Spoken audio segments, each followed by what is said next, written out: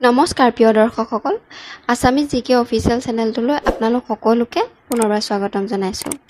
আজি আমি এই ভিডিঅ'টোত আলোচনা কৰিম অসমীয়া ভাষাৰ এটা প্ৰধান উপভাষা গোৱালপৰীয়া উপভাষাৰ বিষয়ে। মই ইতিমধ্যে আমাৰ চেনেলৰ আগৰ ভিডিঅ'ত অসমৰ উপভাষা সম্পৰ্কীয় এটা ভিডিঅ' বনাইছোঁ, য'ত নেকি অসমৰ উপভাষাৰ ভাগসমূহৰ লগতে কামৰূপী উপভাষাৰ বিষয়ে মই বহলাই আলোচনা কৰি আহিছোঁ। আপোনালোকে যদি এতিয়াও ভিডিঅ'টো চোৱা নাই তেনেহ'লে চাই ল'ব পাৰিব, মই ডেছক্ৰিপশ্যনত লিংক দি দিছোঁ। গতিকে আহকচোন এতিয়া আমি আমাৰ মূল বিষয় গোৱালপৰীয়া উপভাষাৰ বিষয়ে আলোচনা কৰোঁ। গোৱালপৰীয়া উপভাষাটো হৈছে অসমৰ এটা গুৰুত্বপূৰ্ণ ভাষা আৰু এই গোৱালপৰীয়া উপভাষাৰ বিষয়ে ভাষাবিদ গ্যাৰছনে এই উপভাষাটো ৰাজবংশী ভাষা হিচাপে অভিহিত কৰিছিল। কিন্তু মন কৰিবলগীয়া কথা যে উপেন্দ্ৰনাথ গোস্বামীয়ে গোৱালপৰীয়া উপভাষাক ৰাজবংশী বোলাৰ বিশেষ যুক্তি নাই বুলি কৈছে। সি যি কি নহওক এই গোৱালপৰীয়া উপভাষাটো দেশী ভাষা বুলিও কিছুমান পণ্ডিতে মত পোষণ কৰিছে আৰু ই হৈছে অবিভক্ত গোৱালপাৰা অঞ্চলত প্ৰচলিত হৈ থকা এটা ভাষা। এই গোৱালপৰীয়া ভাষাটো স্ববৈশিষ্ট্য সম্পন্ন এটা ভাষা, অৰ্থাৎ ইয়াৰ নিজা নিজা কিছুমান বৈশিষ্ট্য আছে। এতিয়া আমি এই গোৱালপৰীয়া উপভাষাৰ যিবোৰ ভাষাতাত্ত্বিক বৈশিষ্ট্যসমূহ, সেই ভাষাতাত্ত্বিক বৈশিষ্ট্যসমূহ আমি যিমান দূৰ সম্ভৱ হয় চমুকৈ আলোচনা কৰিবলৈ চেষ্টা কৰিম। প্ৰথমতে আমি গোৱালপৰীয়া উপভাষাৰ ধ্বনিগত বৈশিষ্ট্যসমূহৰ বিষয়ে চাওঁ আহক। গোৱালপৰীয়া উপভাষাত বিশিষ্ট স্বৰধ্বনিৰ সংখ্যা হৈছে 7টা। সেইবোৰ হৈছে অ, আ, ই, উ, এ, এ আৰু উ। ঠিক সেইদৰে বিশিষ্ট ব্যঞ্জন ধ্বনি আছে 29টা। সেইকেইটা মই স্ক্ৰীণত দি দিছোঁ, আপোনালোকে চাই ল'ব। তাৰ পাছৰ বৈশিষ্ট্যটো চাওঁ আহক আমি। স্বৰধ্বনিৰ অনুনাসিকতা গোৱালপৰীয়া উপভাষাত বিশিষ্ট ধ্বনি হিচাপে গণ্য কৰা হয়। যেনে আপোনালোকে মন কৰিব, গাঁও এইটোৱে শৰীৰ বুজাইছে, ঠিক সেইদৰে গাঁও এইটোৱে বুজাইছে মানুহ বাস কৰা ঠাই। ঠিক সেইদৰে গোৱালপৰীয়া উপভাষাত শ্বাসাঘাত শব্দৰ আদি অক্ষৰত পৰে।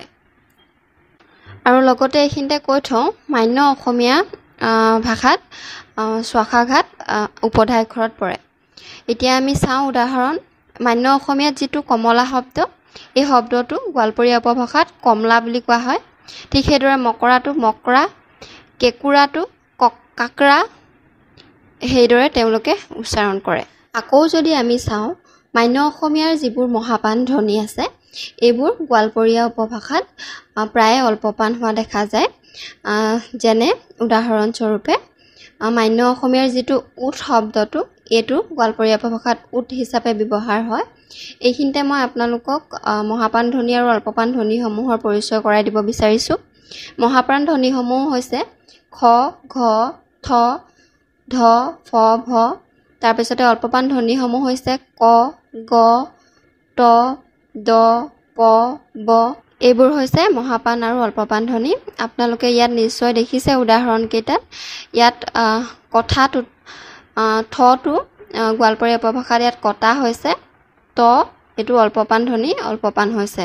ঠিক সেইদৰে আদাটো আধাটো আদা হৈছে, মাথাটো মাতা হৈছে। এইদৰে আমি গোৱালপৰীয়া উপভাষাৰ ধ্বনিতাত্ত্বিক বৈশিষ্ট্যসমূহ, বিশেষকৈ যিবিলাক গুৰুত্বপূৰ্ণ বৈশিষ্ট্য, তাক আমি আলোচনা কৰিলোঁ। আপোনালোকে নিশ্চয় চাগৈ বুজি পাইছে। যদিহে পোৱা নাই তেনেহ'লে কমেণ্ট কৰি জনাব। এতিয়া আমি আলোচনা কৰিম গোৱালপৰীয়া উপভাষাৰ ৰূপতাত্ত্বিক বৈশিষ্ট্যসমূহৰ বিষয়ে। আমি প্ৰথমটো ৰূপতাত্ত্বিক বৈশিষ্ট্যৰ বিষয়ে চাওঁ আহক। নিৰ্দিষ্টতাবাচক প্ৰত্যয়ৰ ক্ষেত্ৰত যদি আমি চাওঁ তেনেহ'লে দেখিম যে গোৱালপৰীয়া উপভাষাত কিছুমান সুকীয়া নিৰ্দিষ্টতাবাচক প্ৰত্যয়ৰ প্ৰয়োগ হয়। এই বিষয়ে ভাষাবিদ উপেন্দ্ৰনাথ গোস্বামীয়ে তেনে কিছুমান উদাহৰণ দাঙি ধৰিছে। সেইবোৰ হৈছে খান, তা, ঝাক, চাখা, বুঝা, পাল, মুঠা। এইবোৰ উপেন্দ্ৰনাথ গোস্বামীয়ে উল্লেখ কৰিছে গোৱালপৰীয়া উপভাষাৰ নিৰ্দিষ্টতাবাচক প্ৰত্যয়ৰ বিষয়ে। উদাহৰণস্বৰূপে খান নিৰ্দিষ্টতাবাচক প্ৰত্যয়ৰ যোগে সাধিত হোৱা শব্দ, যেনে বুই খান, মালা খান। ঠিক সেইদৰে তাটোৰে মানুষ্ঠা, মানুষ্টা, গাজটা, কথাটা। এইদৰে বোজাটোৰে খুৰী বোজা, মুঠাটোৰে চাউল মুঠা ইত্যাদি নিৰ্দিষ্টতাবাচক পত্ৰৰ প্ৰয়োগ দেখিবলৈ পোৱা যায়। তাৰ পাছতে আমি যদি চাওঁ বহুবচনৰ পত্ৰৰ ভিতৰত গোৱালপৰীয়া উপভাষাত গোলান আৰু গোলা নামৰ দুটা বিশেষ পত্ৰ পোৱা যায়। যেনে গোলান পত্ৰৰ শব্দ মানসী গোলান, ঠিক সেইদৰে গোলা, মানসী গোলা, চেংৰা গোলা ইত্যাদি। তাৰ পাছতে ৰূপতাত্ত্বিক বিষয়ৰ অন্তৰ্গত লিংগৰ ক্ষেত্ৰলৈ যদি আমি চাওঁ তেনে দেখিম যে গোৱালপৰীয়া উপভাষাত লিংগ পৰিৱৰ্তনৰ বাবে কেইবাটাও পদ্ধতি দেখিবলৈ পোৱা যায়। যেনে মতা বা মাইকীক বুজোৱা শব্দ ব্যৱহাৰ কৰি, যেনে মাত্ৰাকাৱা, মাতৃকাৱা। আকৌ পত্ৰই সংযোগ কৰি ই বা নি পত্ৰ ব্যৱহাৰ কৰি লিংগ পৰিৱৰ্তন কৰা হয়। যেনে ঘোঁৰা, ঘূৰি, পাৰা, পাৰি, বাঘ, বাঘিনী। তাৰ পাছতে আমি কাৰক আৰু শব্দ বিভক্তিৰ ক্ষেত্ৰলৈ যদি চোৱা হয় তেনেহ'লে আমি দেখিম যে গোৱালপৰীয়া উপভাষাত কাৰক বুজাবলৈ 4টা শব্দ বিভক্তি ব্যৱহাৰ কৰা হয়। যেনে প্ৰথমা এ, দ্বিতীয়া ক, ষষ্ঠী ৰ আৰু সপ্তমী ত, এইকেইটা তেওঁলোকে ব্যৱহাৰ কৰে। সেইদৰে সৰ্বনামৰ ক্ষেত্ৰত গোৱালপৰীয়া উপভাষাত ব্যৱহাৰ হোৱা সৰ্বনামৰ ৰূপবোৰ মান্য অসমীয়া বা কামৰূপীতকৈ বেলেগ। যেনে পুৰুষবাচক মুই, আমৰা, তুই, তুমৰা, উমৰা আদি পুৰুষবাচক সৰ্বনাম ব্যৱহাৰ কৰে। ঠিক সেইদৰে নিশ্চয়বাচক এইটা, ইমৰা, এইগোলা, ঐটা। ঠিক সেইদৰে সম্বন্ধবাচক জেগোলা, যা। ঠিক সেইদৰে প্ৰশ্নবাচক কাই, কাই, কোনগোলা। ঠিক সেইদৰে অনিৰ্দিষ্টতাবাচক সৰ্বনাম যেনে কাও, কাইবা, কায়ু ইত্যাদি।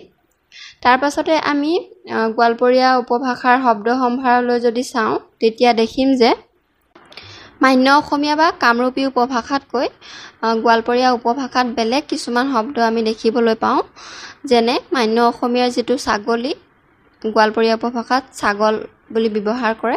ঠিক সেইদৰে কাউৰীটো কাউৱা বুলি কয়, আতলছটো আটাফল বুলি কয়, বাইদেউটো দিদি বুলি কয়, মহাটো মাউচা বুলি কয়, গোহালিটো গুইল বুলি কয়, ওখটো উষা বুলি কয়, সুন্দৰটো ঢক বুলি কয়। এইদৰে আমি গোৱালপৰীয়া উপভাষাৰ বিষয়ে আলোচনা কৰিব পাৰোঁ। এইখিনিতে মন কৰিবলগীয়া কথা এই যে গোৱালপৰীয়া উপভাষাকো আকৌ স্থানীয় ৰূপ অনুসৰি ভাষাবিদসকলে পূব গোৱালপৰীয়া আৰু পশ্চিম গোৱালপৰীয়া দুটা ভাগত ভাগ কৰিছে।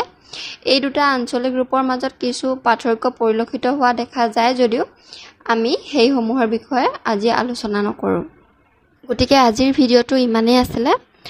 ভিডিঅ'টো চাই যদি আপোনালোকে ভাল পালে তেনেহ'লে লাইক কৰিব, কমেণ্ট কৰিব আৰু আমাৰ ভিডিঅ'টো শ্বেয়াৰ কৰি দিব, লগতে ছাবস্ক্ৰাইব কৰি দিব। ধন্যবাদ।